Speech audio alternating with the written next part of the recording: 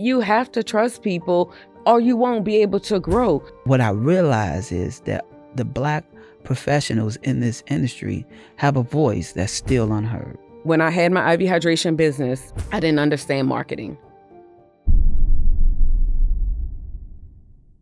Hey, how you guys doing? I want to welcome you to the Content Aesthetic Show. And I'm Dontel Antonio, and today episode is all about serving different aesthetic professionals just like you. All right, so I want you to listen in. I want you to walk away with valuable tips, nuggets that can help you in this moment that you're in now. Don't store the information for later.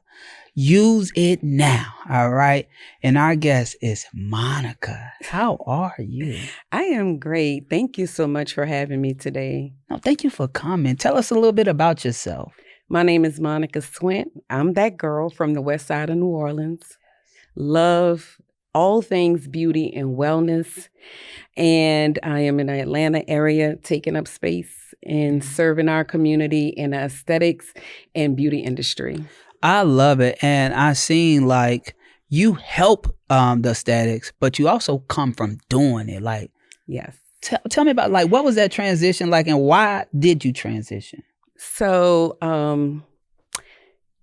I have a consulting company, Monica Swinn Consulting, servicing med spa providers. How that journey came about is I have about 4 different careers. I started off as a nail technician. I was a hairstylist for over 17 years. Became a nurse. Then I wanted to find a way to incorporate nursing and beauty. So I started a business called Flow with Mo, IV Hydration and Beauty. Started that in 2019. Serviced a lot of professionals, celebrities, our everyday people, working people, because I have a great passion for health and wellness. Yes. IV hydration is a love of mine. I've been getting the service myself 10 years. And before I had the business, I was already getting the service. So I knew the benefit that it brought to me and that it could bring to my community. Let me ask you something. You said you was getting IV hydrations over a decade ago when we as a people still don't even understand the value of IV hydration. So what made you start getting it a decade ago? That's funny. So a decade ago, I had just turned 40. I was Hold up. Where? Yes. So I am 50 plus. What? Yes. You take care of yourself. I do. And that in IV hydration is a part of that and how I can show up in the capacity that I do. I love it because like when you go and look at the history of like IV hydration and the Myron cocktail and where it originated from, and that IV hydration was only for luxury and it was thousands of dollars just for it, to now that we as a people, we like, okay, we gonna get it, but then still scared of it. And it's like, why? Like for me, when I used to always get IV hydrations every 2 weeks. I used to get with B12 and all of that for energy because I teach, speak, do a lot. And so I always want my energy level to be high. But I was so scared the first time one of my students, she gave me a B12 shot. I was scared out of my mind because I hate needles. And she turned me on. When I felt how rejuvenated I was, I said, Oh, yeah. I put everybody in my family on. They was like, hold on, this how much every 2 weeks? It's worth it. It's a lifestyle. It's worth it. It's a lifestyle. So it comes from lack of knowledge, not knowing what it is. A lot of people think you're supposed to get it in a hospital setting. And then it's up to us, medical professional or beauty professionals, to let the community know this is life. You don't have to wait till you go to the emergency room. So you can pay $200 for IV hydration versus paying $5,000 for an ER visit where you have to wait 24 hours sometimes just to get IV fluids, where you can get it in the comfort of your home, or you can get it in a spa setting for $200 and keep it pushing. I don't think nobody ever put that two together. I never heard like, all right, you can be down dehydrated and gotta go pay the ER $5,000. That's how much it costs. Or you could go here and get it for $200. Yes. See, we be access. We be lacking. We lack because lack of knowledge, Yes. and prioritizing health. Yes. So people think, oh, I get my hair done, I get my nails done. That's priority to them. I still feel that we're in the same situation prior to COVID as it relates to the state of Black health and information that we're willing to absorb. Yes, but we gotta seek it. We gotta want it. Like the biggest business in America is health. Absolutely. But it's like we be the consumers, right? Negative. Like we wait to the last minute when something's super wrong, and we go to that when we can do preventative measures to help and make a difference. And I think that's something that our culture has to get on, and that's why we said, hey, we're gonna go and help you guys and help this world and allow the stories and allow the voices to be heard and be seen. Yes. Because we have to be here for generations to help generations. Absolutely. Right? Because I come from a generation where your parents on dope, your daddy in jail. Me too. Generation. And so you gotta figure it out. And so, like, for me, I always tell people, my daddy got killed when I was 1 and my mother was on dope my whole life, right? And so you're talking about me being the first entrepreneur in my family to do and make it to the levels that I done made it to, and I'm still one of the youngest in my family. And so it's like, but I have to set it up for my kids. And so my daughter's name is Journey and my son's name is Legacy. So we are on a journey to help people build their legacy. Yes. See, when I named them with a purpose to help others. Yes. You know, but I also named them where I was at in life, where my focus was. You know, but I made sure that they have their own personality, they have their own experience, and they are visionaries. And they entrepreneurs. Absolutely. You know why? Because it got to be in you. Yeah. It's in you. Yeah. And you're nurturing it. Yeah. And the crazy thing about it took me 30 years to figure out the blueprint. I wish my mother did it. I wish my grandmama did it. So I didn't have to spend 30 years to do it. I spent my whole life figuring this out. To be like, why y'all didn't give me a shortcut? No shortcuts. That's not your journey. So what made you say I don't want to do the IB part? I want to do consulting. Like what was? Because that's a big transformation. Yes and no. So how that happened is, take me to the day. Like I'm going to take you to the day. Yes. The day was I was in the kitchen, and God had kept tapping me on my shoulder and kept saying bigger. And I'm like, I don't know what you talking about. What do you mean bigger? Because people were hitting me up in my DM. I've helped so many people open up their IV hydration business. And I'm like, what do you mean bigger? And he was like, you're already doing consulting. You just haven't put a name to it. And I was like, I've never done consulting work. I don't know what that looks like. I don't have a blueprint for it. I'm just out here helping people. And God was like, you already have what you need. I'm going to expose you to the people that you need to be exposed to help you. I love that. And I know most of the time we start off doing stuff for free. What was that first paid moment where you was like, oh, this might be real? What was that like for you? So what happened was I launched Monica Swinn Consulting in January 2022. I did the homework the fall before. And I didn't know if I was going to get a client. I just trusted God in the process because he gave me the vision and I did the work. I executed. So January 2022, I had someone I had a relationship with in Boca, Florida, and say, hey, I need you to train my staff with IV insertion skills. And I want to integrate IV hydration into a booming aesthetic practice that she already had. She didn't know anything about me as it relates to consulting space, but she trusted me from previous work she's seen me do. So with that being said, she was like, send me an invoice. This is what I want. So I had just gotten my systems in place. I'm still getting familiar with the systems. I sent her the invoice. I was like, oh, Lord. That's scary. It was scary because I didn't have a blueprint on how I'm supposed to charge. And I was like, I came up with the number based on the work that I was doing. And I sent it to her and she paid it immediately. That'd be that relaxed moment like, oh my gosh, this is real. The dollar amount was way more than I initially thought it would be. And I was like, God, I know my work. Yeah. I know what I'm bringing to the table. And he was like, send it. Less than 1 hour. She paid it. I love that. Everything that I do, I test first. I test first. It could be a penny. If somebody invests a penny, I know that they can go more. And so that's how I use, whenever I'm attempting to do something new, it just takes one for me to believe. I be believing already, but you know, when we building out stuff, if it's going to work or not, we don't always believe it. Absolutely. Do this work. Yes. And so for you at that moment, you was like, okay, I got this. And 9 times out of 10, we always like undervalue ourselves in the beginning. We don't see our value till a couple more times that confidence level get built. Yes. And so for you, you was like, okay, this paid. Whew. How did you celebrate that first win?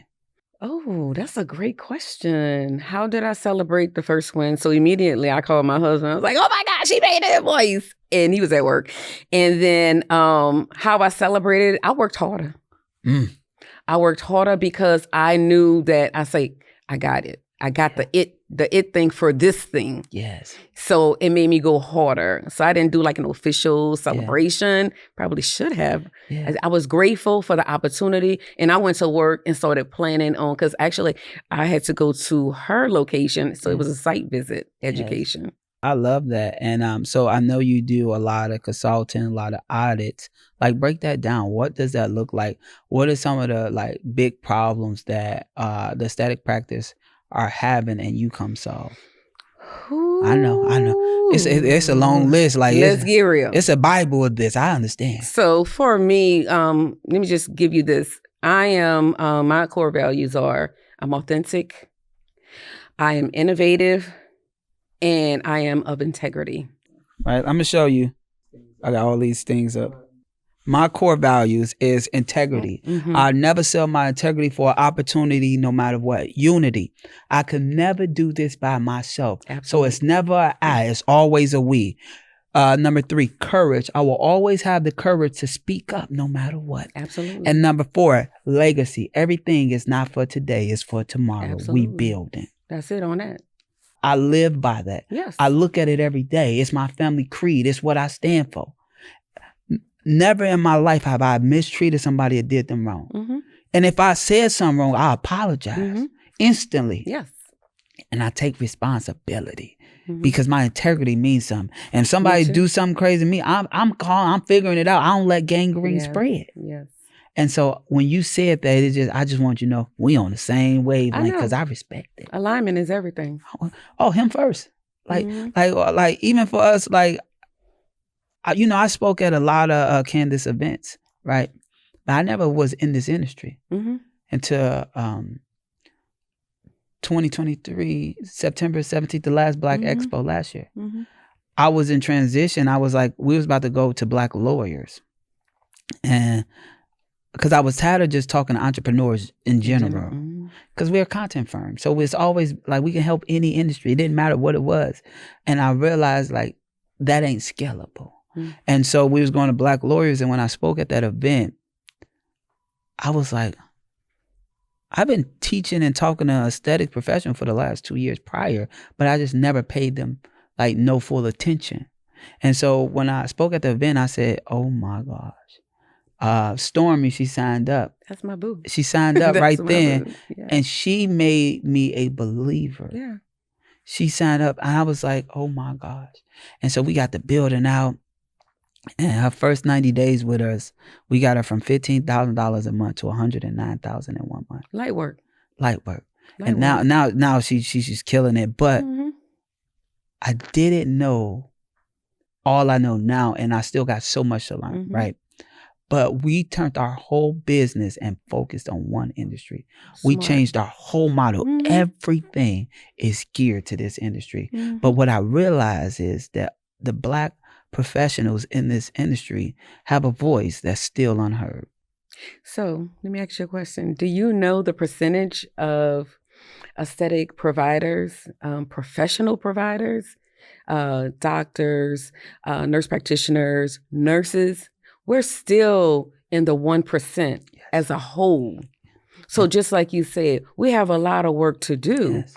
So that's why it's important that you are capturing the content. Yes. that I am consulting Yes. in this space, Yes. showing us, our community, what it looks like. Yeah. And we have what it takes to do it, but we have to do the work. It's all the work. Back to your original question, like, what are some of the pain points? Yeah. Some of the pain points is nurses, nurse practitioners, most of them who own the practices, and some physicians are physician assistants. They lead with their degree. I know. So we have conversations about that when I start working with my clients, and I say, we're going to leave your degree at the door. Because right now we're doing business and nobody cares about your degree when we're talking business. 100%. We can catch that on the back end. 100%. So with saying that is, once we set the tone, stop leading with your degree, because at the end of the day, you have to do the work for it to work. 100%. I had a lady say, she had came in to be our client, and we cut the relationship short. Mm-hmm. We cut it short. Absolutely. Right. And she came in and said, well, I'm a doctor.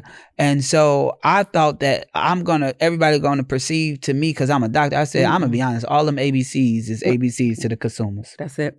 They don't know nothing. They don't know the difference. Mm-mm. The white coat, you all doctors to them. So they don't know. So and they don't care. Don't care at all. Can you do the thing? That's it. Can you get them the result? Can you focus on helping them and serving them? I love that. Ooh, I leave your degree at the door. That's good. I like that. Listen, you got to leave that degree at the door. What are your pain points? What are those things that keep you up at night that you can't pay your invoices? Mm-hmm. Because you go out and you purchase a hydrofacial machine because the rep come to your spa and sell you a dream for $150,000. Mm-hmm. You have no projected return on investment. You pull a trigger, you have a $1,500 a month payment, mm-hmm. and your clients never ask you for that. Mm-mm. And now you're stuck with a machine you can't pay for.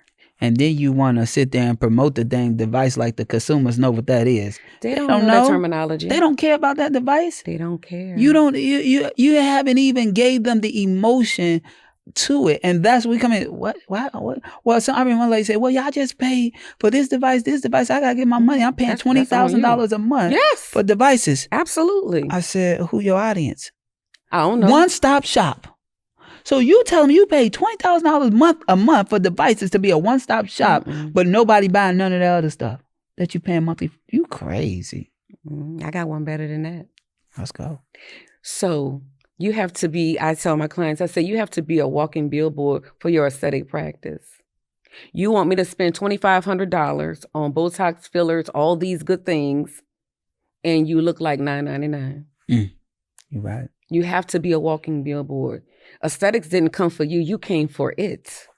You have to come into practice looking that way. You set the tone for your practice. You don't walk up the same time your client walking in the door. You come in early, you set the tone, smell a certain way, look a certain way. You're tidy. You can't wear those raggedy scrubs that you want a hospital hair in a bun.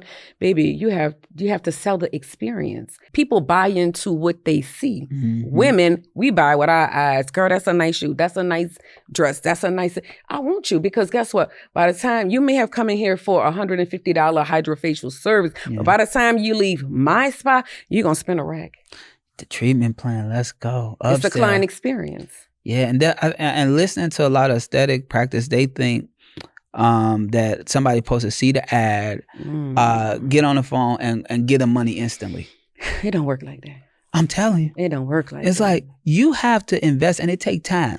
Like you might not even see your investment for back. a while. Wow. And it's like, where is the mindset come from? Because I'm still a baby in the industry, but I'm like, I'm not a baby in business. Ooh, you want to know where it come from? Please tell me. Baby, the COVID aesthetic boomers that are really not even in the business, who don't have the degree, and we're not leading with the degree, but you have to have a certain level of degree. I'm just saying what it is to be able to provide certain services, not all in the beauty industry, but you have to have it. So people who had no idea, they saw it as a come up to sell a course. When nurses and nurse practitioners, physicians, we will buy quick, boom. We invest quick, boom. But nobody taught us how to execute the courses the information that we have learned, because we were trained, you go to school, you learn a skill, you do a thing. Yes. But business doesn't work like that, and they're still looking at it as, I mean, I got the skill, people should be coming to me. No, baby, you got to do the work. Do the work. So you can't be a mean girl in a hospital and you think because you drop $50,000 on a spa or a sweet space that people going to come to you. No, you're still a mean girl. Yes. That's real. And that's what we like, hold on. You understand business? I've been in business 14 years. They don't understand. It take time. You probably put $1 million in and might not make that investment. Don't talk about money putting in. And that's the thing they don't understand. But I could be transparent with you. 100%. When I had my IV hydration business, I didn't understand marketing. Yeah. Because nobody led with that. They led with taking the courses and doing the thing. That makes sense. So then once I got into the space, but I'm a people's person. I know how to network because I've been in the beauty industry. Yes. So I didn't know traditional marketing, but I know how to talk to people, and I could buy you on anything. Yes. I mean, sell you on anything. Anything I got going on, I'm going to sell it to 100%. you. But then I realized at a point I had to invest in marketing. But marketing for an aesthetic practice or beauty business is different than traditional marketing. You have to, listen, I didn't spend so much money before I realized none of that crap works. Yeah. So what I found for me is build the relationships, have a stellar client experience, date my clients, and build my network. Yes. That's where my money came from. All back in. That's where the money come from. Because we're big on content, but we use content as authority building. Absolutely. All the ads, all the marketing, all the automations, all the content is just for visibility and authority building. Mm-hmm. Sales and leads is a byproduct of it. Mm-hmm. But what happens is sales is what happens after the people are aware of you. Right. But what happens is the aesthetic practice, once the people are aware of them, they just like, give me your money. No, you got the experience. So I look at it, it's 100% circle. Mm-hmm. 25% marketing, 25% sales, 25% customer experience, and 25% result. See, your results got to be something. You can say you do this, but we got to see them results. Listen. I be seeing some people, they before and afters look like before and befores. But then they come to me and we have a consult. Yeah. And I am a no fluff girl. Anybody you ask about, they will tell you, Monica, I'm straight from the hip. Be like, that's not going to fly. Yeah. And then you get mad. Don't get mad. Just adjust. That's it. Don't get mad, because you should be mad if I let you go out there like that. And then you want to know, why are you not the industry leader in your prospective market? Yes. Why nobody know you in your area? Yeah. They don't know you. You ain't coachable. Your name ain't ringing. I don't care how beautiful your practice is. Nobody knows you. So it doesn't matter. Yeah. You got to be coachable. I say, what happened with us, we'll spend all the money to make it look good, but don't spend no money to get people to come in. See, spend money to get people to come in first, and then the money from that will allow it to look good. So I think how I can do my part to help a little more in the community. Well, I don't know if I can really do that, because by the time they come to you, I used to work with beginners. I don't work with beginners anymore. So I'm with the growers and the scalers now, because I don't have the patience for the beginners because they don't listen. So how do you market to the more established spas versus the beginners? Like, what do you do to distinguish that? So right now, how I am getting my clients is through mostly referrals. Mm-hmm. Some of the clients that I have about 20 that I've been having since I started. So they started with me. They were newbies. So now they've grown from newbies to now growers and scalers. Mm-hmm. So I'll get referrals through them. Mm-hmm. And I have relationships through other people that'll refer me out. So I just recently did a IV integration into a physician's office. Mm. So he's not in the med spa industry. He's a rheumatologist. He have a clinic. But what happened was he got tired of sending his patients to the ER. Mm-hmm. And he was like, I need to put IV hydration in my practice. Yeah. So he hired us, Monica Swinn Consulting, to integrate IV fluids into his practice so he don't send his patients to the ER. Yes. Relationship. So that was through a client that I had who mentioned my name and the services that I offer. So he hired me. I set up the vendors for him. I trained his staff. I set up inventory, had a great workflow in his practice. So I do things like that as well. Yes. So it's not real like the everyday person. I don't do a lot of promoting on social media. Come get me, I'm here, Why? I don't do it right now, and I'm not closed-minded to it, but it takes a lot of work, and it takes a lot of effort on my part, and I haven't found my audience that I just did a pivot and a growth. Yes. So I'm open. I'm not closed-minded to it. I just don't know what to do with that in this season. Okay. Well, that's what we here for. I know. So that's why we're talking about it. Yes. I think that's the biggest thing, but it's like, yes. I can tell you get in rooms and you take over the damn room. I do. I can tell. I love that. Mm-hmm. I think that's what it's about. It's like, make your stamp everywhere you go.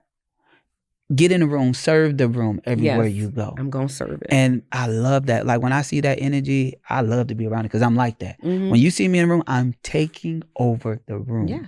Respectfully. Yes, respectfully. Respectfully, unapologetically. Unapologetically. Sometimes, one time, right, I was speaking at an event and I spoke at the event, but I seen that the whole room was lacking and it was a 3-day event. So I spoke 15 minutes to the first day and then I had to do like a content thing the third day. But what I did was day one, 15 minutes, I only spoke for 15 minutes. And I seen what the people need. Mm-hmm. So I took the time and I invested in their mental before my content day, the third day. Mm-hmm. And so every day the people was thinking about me. I took time. I sent voice memos to every person at the event. Mm-hmm. I told them, hey, I'm proud of you, motivated them, seeing what they don't keep going. I see you post your content, do. By day 3, this lady spent about $90,000 on her event. Mm-hmm. She said, I thought this was a Dontel Antonio event. That part. She was a little mad. She was really mad. Well, I said, it should have helped her level up a little bit more. She leveled up now. Yes. She didn't, at that moment, she didn't know how to handle it. It was an ouch. It hurt her. She cussed me out. And she was really mad. I understand. But it pushed her career to a whole new level. She went out and got high level mentor. She's speaking now. Before she was not speaking. Now, like, I talk to her all the time now. Her and her husband, right? Because I pushed her. Yeah. Because I came to do what I do. And I respect her husband because he could have been one of them husbands that just take her side. No, he told her, you wrong. First of all, you can't stop what God already put on that man. Them people already going to come to him. You ain't nothing you could do about it. You might let that. She was mad at him for that. Ooh, I think he was in the doghouse for some months for that, but he was honest. And so I respect him to the T because he stood. He didn't have to. He could have just, went on her side. But now at the end of the day, it's all about taking over the rooms. And I think I tell the aesthetic professionals, I say, dominate your area. That's it. Be number one. It's going to take time. Stop thinking master your skill. Master that skill. Listen, say that last part. That skill. Yes, instead of moving from this and this and that. And then I ask, so what do you do? I don't know. I do all of it. Baby, what have you mastered? You have to master this thing before you can move to that thing. Because if people come to you and they say, what do? You don't have a clear answer. Yeah. And they can't go promote you. They can't go talk about you because they don't know. Right? So every one of our clients, when you come to me, we make you specialize in one thing. That's it. We will not touch no other services. That's it. We're going to focus on this and make you be known for this in your content on social media. Now, what you do is you upsell them in the back end, everything else. But when they come through that door, they coming through that one thing and you can give all the other stuff. But by you mastering that thing, you know where your audience at, you know how to serve them, you know how to talk, not talk, what to do, what to offer. Like you got this, I call it a lake of life. And this lake of life is, most people tell people to have 7 streams of income. I think that is a lie. I really believe that 7 streams of income is a lie. You have this one lake of life and inside of this lake of life, you have your one thing that you do. And so in my lake of life is content. So that's all I do. So I got this lake of content, and the streams from my lake is what happens before the content, right? Then we have shooting the content. Then we have monetizing the content. Then we have systemizing the content. Then we have communities about content. Then we have masterminds about content. Then we have events about content. So my 7 streams of income is that one person going through everything, and we just have this lake of life. And that's how I treat business. And it's not having this business over there, that business. I'm on it. Like, I can't do that. Like, I'd rather build the infrastructure. So if you look at any big entities, they own the stuff that people need before and after. That's it. That's it. You have to anchor that thing. 100%. You have to anchor it. Another challenge is with the med spa owners. Let's just say they went from opening the business to now they're growing now. So they went from the 30,000. So now they're making 100,000 a month. Yeah. So what I talk to people about that nobody talks about is what happens to your business if you die? And guess what they say? I don't know. Or I say, so what happens to your business if you get sick and you need to take off 3 months or your child gets sick? What do you do? These are the kind of conversations we have to have, not the fluff thing that the social media and the glitz and the glam. These are the things that they affect the way that your business can run, or if you have to shut the doors forever.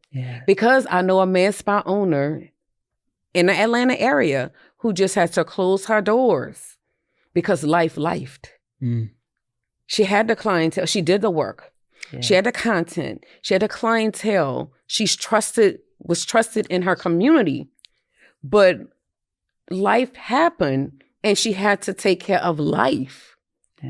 So she didn't have a team. She was a one-man show. And that's what happens. So we have to focus on building your team. Building a team that will be there in your absence, where she wouldn't have had to close her business. But because she didn't have a team, she had to close the door. It didn't matter how much money she was making, because life, and she had to be home. I think that's the biggest thing. And like, once our clients get to a certain level, we force them to delegate, force them to go higher, help them go higher, right? And it's like, that's cool and all, but pay this person to help you. That part. But make sure somebody can be on your team to be on your team. Right? We ain't throwing money in the air just to throw it. No, I want people that's going to build long term. Because when people come to be long term, you can build them differently. And another thing is, you can build their families. You can build their legacies. But when people part-time for a couple dollars, they not going to stay. I'd rather for you to go through the thick and thin with me so you can win with me. Right? And all of my people, I'm going to always make sure you're right if you're pointing to the thing that's making sure we're right. But that's the biggest thing. So hiring, delegating, pay what it costs, because guess what? It's going to save you some money, because you got other people to you should be focused on sales, first of all. That's it. You should be focused on sales and making sure everything is working correctly and moving correctly. But sales should be your ultimate thing, and you delegate all of the other tasks to your employees. Because you got to keep it coming in. You got to keep it moving. And if you're not on sales, if you say somebody else can handle your sales, they don't care like you care. They do not care. And the other part of that, when you are building your team, people's like, I don't trust somebody. You have to trust somebody. I trust people until they untrust themselves. That's it. You have to trust people, or you won't be able to grow. The other part of that is treat people with kindness. That's it. That's first. To be a part of your team, because if you treat them with kindness and respect, they'll be there for you. 100%. Even when things get tight. Yep. And I think another thing is, when you have teammates, be open-minded, because they are humans. They have situations. I believe bosses build employees, and I believe leaders build leaders. And so be a leader and lead your team, because you're giving them the strength so y'all can go take over more land and help more villages. But if you treat them like employees, then they will never be able to scale. It's a mindset. It is. And it's like, believe, like, man, we human. We're going to have it. We're going to have emotions. We're going to have up and downs. And just stand on growth and allow them to scale. I like that. Stand on growth. That's it. Like that. I just made that up. I like that. I like that. Well, I like that. I think, I believe what it is that you're doing, especially, you ain't brand new to this world. I'm new to this. Mm-mm. When you tell me that you already spent almost 2 decades as a hairstylist in beauty, in cosmetics, and aesthetics and cosmetics is the closest cousins, they first cousins. Listen. You understand it, first of all. When you was in that side, was you entrepreneur for a time, or how did you do that? Where, I'm sorry to hear. When you was doing hair and all that stuff and nails? I was a shampoo girl at 14. I grew up in a hair salon. I'm an OGG. I was a shampoo girl at 14 years old. I did it all through high school. I paid for my own everything. I was getting paid $200 a week as a shampoo girl at 14 years old without tips. I was working in the largest salon in New Orleans where they had 8 stylists, and I would shampoo for all of them when my primary didn't need me. I've been a hustler. So the other part of that is I've been in the space for a long time. I know what makes women tick, and I know what makes them come out of pocket. Where you from in New Orleans? Did your environment make you a hustler? I come from 2 hustlers. My parents, my mom, I grew up in the hood.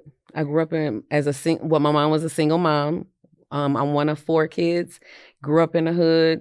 My mom was always a hustler. She gonna get the money, and she was stunning. Woo, she was stunning. The baddest woman. But she brought so much love and passion. So it was in me. My daddy, he worked for the post office, but he always had multiple side hustles. It's just in me. I come from a long line. I'm 5th generation nurse. Oh, wow. 5th generation nurse. And also my great aunt was one of the first female barbers in the New Orleans area on one side. On the other side, full of hairstylists. It's in me. Yeah, that's you. I love it. And the reason why I ask, because you can tell your passion. Even the conversation we had prior to getting started just now, it's like, no, you're really passionate about this, about what it is that you do.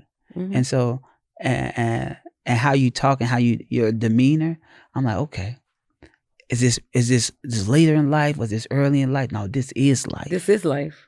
And I love it because I'm similar. Like, my mother was a hustler. My daddy was a hustler, but also my family was enforcers. Okay. Right. So I come from a family of enforcers. So my younger days, that was my path. I didn't know no better. Right. And so I tell people all the time, I went from shooting people to shooting people. Yeah. Right. And so I like that. And I enjoy life. I never was supposed to make it this far. You know, my mother had the gift of gab, but she used it for wrong. I use my heart to inspire, you know, and I'm here because strangers pulled into me. Strangers that was not in my environment, because if I would have been stuck in my environment. But strangers, I looked at them as angels. Because I'm a little dirty kid, little bad kid. You look at me today, you look at me then, you'll be scared of me. You wouldn't help me. For them to help me and pull me into something and dust me off and see the diamond in me, I said, wow. It's in you. This different. Yeah. And most people who understand that concept would take you. Yeah, I would have did the same thing. Yeah. Because I'm the mom that my children, I have 2 daughters, 2 adult daughters. I'm the mom that they always call when they have life problems. Yes. I don't judge them because it's life and it's going to happen. I just give them some wisdom and we move on, baby. No judgment here. I love that. You killed it today. I'm just letting you know that. So if you can say one thing to a aesthetic professional to keep them going, to change their mindset, what would you say to them? What I would say to the aesthetic professional is to pivot as needed. Don't be afraid to pivot. Take up space in your perspective lane and dominate it. I love that. Today on the Content Aesthetic Show, I pray that you understand the inner you is most important. But you got to go out there and you got to not just hustle, but you got to scale your business, and you got to understand that this is a entity to be passed down. So you have to pull out that. You have to stop being scared, and you got to start doing it now. I hope you walk away with that from this episode of the Content Aesthetic Show. I'm Dontel Antonio, and I want to thank you for your time.